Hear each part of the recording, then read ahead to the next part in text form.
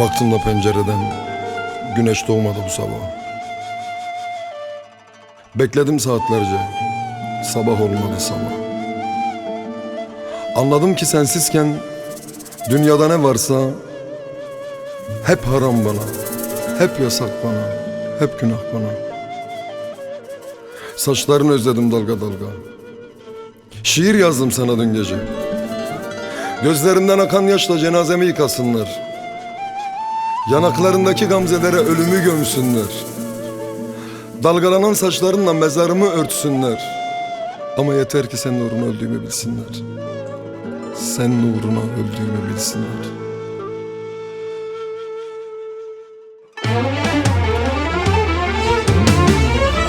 Kafam almıyor vedanı, unutamadım sevdanı. Kır kalemi beridamı, yaşamak bana uymuyor.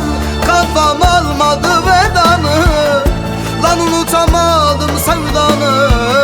Kır kalemi beridamı, yaşamak bana uymuyor.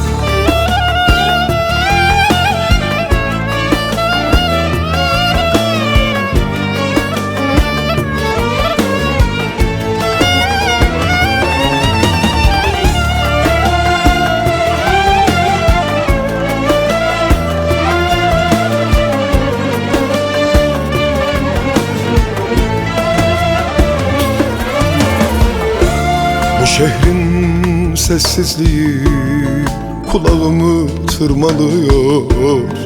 Duygularım beynime ağır sorular soruyor. Aza koydum almadı, çoğa koydum dolmuyor. Bilmem neden nasıl gitsin, hala kafam almıyor. Kafam almıyor vedanı, unutamadım sevdanı. Kır kalemi beridamı, yaşamak bana uymuyor.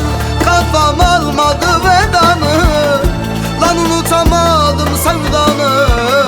Kır kalemi beridamı, yaşamak bana uymuyor.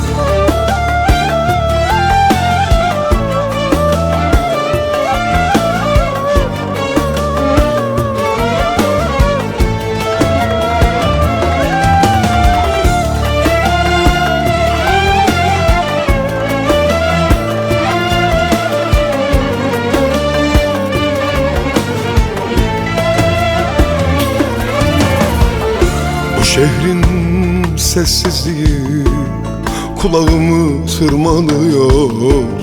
Duygularım beynime ağır sorular soruyor.